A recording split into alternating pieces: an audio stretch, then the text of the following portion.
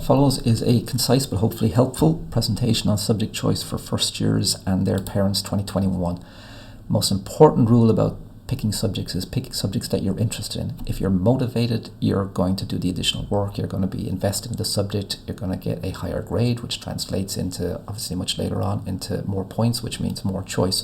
So keeping students motivated is very important. So parents, keep the lines of communication open, make sure that the students are happy in the work they're doing. Any difficulties, obviously contact the school or contact individual teachers, because what we've learned over the years is motivation is a better indicator of academic success than IQ.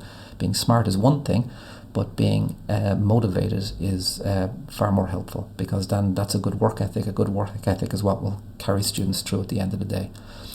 Here's a sample of the option form for first years. You've got 3 option blocks. You pick your subject, your preference of each subject in each of the option blocks. And then you have a reserve subject. On the off chance that you don't get your first 3 subjects, you have a backup subject that you'll be happy enough to take. Nothing should go on that form that you're not happy to take. So 1 subject from each option block, and then a reserve subject signed by parent, date on it, away we go. There's 4 websites actually to look at. Curriculum Online is the state website with all the detailed information about subjects. Qualifax is how you search courses. Careers Portal has a ton of information. First years find it most useful for the videos. There's almost 700 videos up there. If you want to find out what a guidance counsellor does, what a nurse does, what a medical scientist does, what a mechanic does, usually little videos, 3-5 minutes. And they often mention what subjects they actually found useful for taking up that career. Links to all those subjects are on the school website or the guidance part of the school website, which is guidanceoffice.info. So you can find that there. Now, if you go to guidanceoffice.info, as I said, you can go directly to the website, or there's a link to it on the right-hand side of the school website. The bit you're interested today is subject choice. You click on the third one across from the top. You'll find there's a load of information in there. There is a short letter to first-year parents, probably worth taking a minute just to read it. And then a copy of this presentation is there as well as a few bits and pieces of other information. Curriculum Online, as I said, is for the detailed information. You go to that website, click on the junior cycle bit. All the junior cycle subjects will come up. Here's an example of business. It'll give you an overview of the specification. It'll give you the assessment guidelines, samples of student work, and then the updated arrangements for the CBAs, or the classroom-based assessments. So it's a quick overview of the content of the subject that you will be studying for the junior cycle. So it might be worth taking a minute to have a look at that. If a student has an idea specifically about what they want to do, and oftentimes they don't, 40% of college students are still unclear about their career choices. So, but if there's something that you might be interested in, Qualifax is the place to do your research. Go to the Qualifax website. You've a little magnifying glass there in the green. That's for searching your subjects. You click on that. We'll start with the first letter of the alphabet. We'll start with architecture. On the left-hand side, ensure that you click on the Higher Education CEO link first, because otherwise you end up with FETAC links, PLC course links, postgrad courses. You end up with the full range of courses, and you're only looking for the courses you can do after the Leaving Cert. So the straightforward ones are the Higher Education CAO.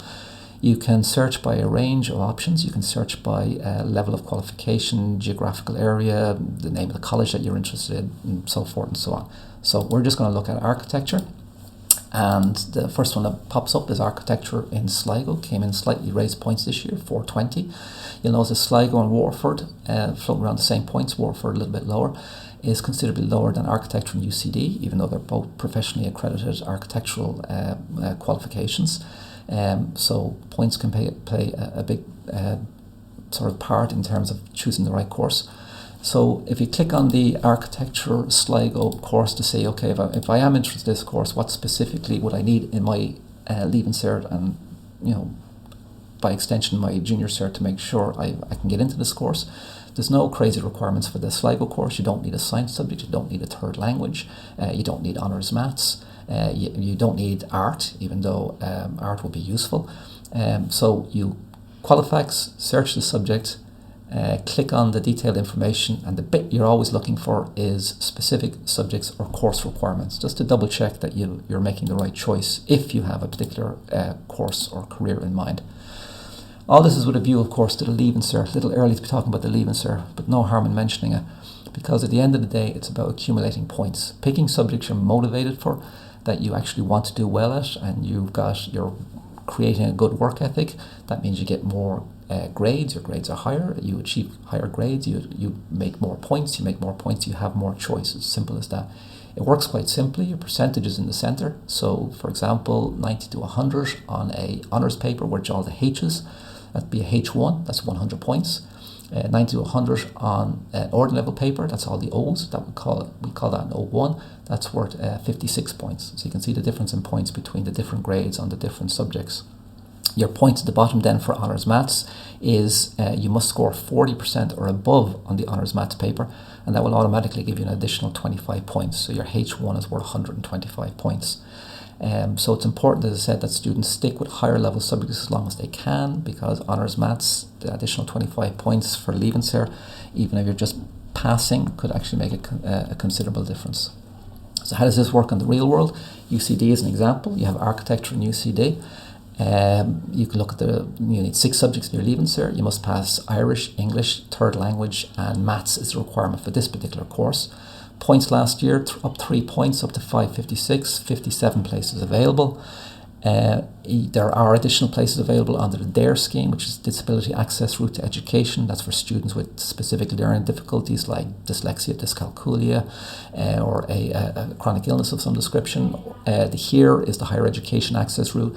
That's additional supports, reduced points, same system, but for people from socioeconomic disadvantage. So there are other ways in. Okay, some of the mistakes that students make. You don't need DCG. It's useful, helpful if you want to become an architect. So if you're doing tech drawing and you want to go to do DCG, is it required? No, it could be useful, but it's not a requirement. You don't need engineering to be an engineer. Every engineer will tell you maths is the most important subject, but engineering won't do you any harm. You don't need biology to be a nurse, quite useful, but chemistry might be more useful. You don't need accountancy to become an accountant. Obviously, if you're interested in accountancy, having accounting as a subject would be useful, but it's actually not a requirement. In fact, there's no business course in the country, bar one, that requires a business subject to do a business-related degree. You don't need a modern language for primary school teaching. You never have. Unless you wanted to do an arts degree and then go into primary school teaching as a postgrad course, then to get into the arts degree you may need not always, but you may need a third language. And then the other ones, you don't even need Chinese to study commerce with Chinese in UCD. So there's a huge range of subjects available at third level that have no relationship to anything at second level. In terms of core subjects, they're English, Irish and Maths. The Irish has an asterisk because some students have an exemption. They might have come to the country after the age of 12 or began their education in the country after the age of 12, or they might have a specific learning difficulty, dyslexia being the most common. So you have the English, Irish and Maths. Those subjects are 3 levels, higher, ordinary and foundation, no foundation level English. And then we have 2 what we call short courses, and that's in physical education and the more useful digital media literacy course. Okay, in terms of languages, there's the obvious ones, Irish, English and French, German, popular as well, and then the home languages. So students might be speaking at home Latvian, Lithuanian, Portuguese, Russian, Polish, whatever. Those subjects are normally taken for Leaving Cert anyway, outside of school, and students usually do well in those. The other options we have are obviously metalwork, woodwork, home economics, give it its full title, home economics, social and scientific, art, tech graphics, business, science, and then we got the music. So there's a good range of courses for students to look at. If you want a detailed overview of each of these courses, you obviously go to the Curriculum Online website. So some advice, pick your best. Pick the subjects that you're interested in, that you feel you have an aptitude for, that you'll spend time on, because at the end of the day it is a points race, and doing a subject that you enjoy in order to get a higher grade, to achieve more points, is probably a good idea.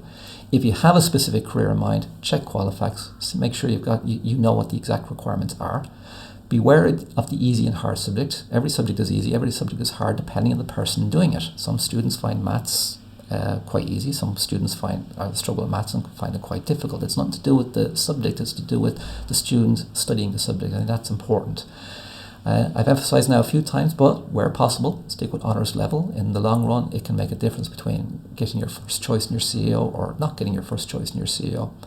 Choices should not totally depend on the teacher. That often causes confusion or upset because students are expecting a certain teacher to be picking a certain subject and they might not be actually engaged in that subject. The junior certificate is a full-time 3-year course, so slacking off in second year is not going to benefit anybody. It's designed to cover the material over a 3-year period, so students should be working steadily as best they can over those 3 years. If a student genuinely makes a mistake and they pick a subject for the wrong reason and they find out very quickly that this is not where I should be, I need to move, if it's possible, then that student can be accommodated. But there are limits on practical classes, 20 in home economics, 24 in a word work class, so it might not be possible to move a student at that point. But if the error has been made, then the contact needs to be made as quickly as possible with the school. So what should I talk to? Maybe talk to students who have actually studied the subject at the moment, so talk to a second or third year or a sibling or family friend or anybody. Think about if you've had a class so far, what's it like? Did you enjoy it? Did you get enough information? Talk to the professionals in the room, the teachers teaching the subjects, and say, would they recommend it? Is it something that you think I might enjoy? And a quick, sharp way of finding out about whether you might like a subject is borrow a textbook. And that gives you a quick overview of what you're doing over the next 3 years. And students with 10 minutes for a textbook can find out whether the subject might suit them or might not. And then again, just a side point, we're living in a sort of economy almost full employment as of today.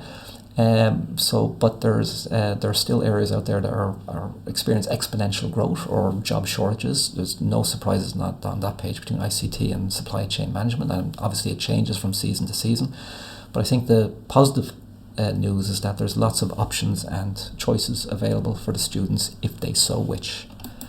Okay, and then I don't know why that's gone wrong. Any questions, send me a email, info@guidanceoffice.info. That comes straight to my desk here in school, and I'll try and get back to you as quickly as possible. Okay, so I hope that's been helpful, and thank you very much.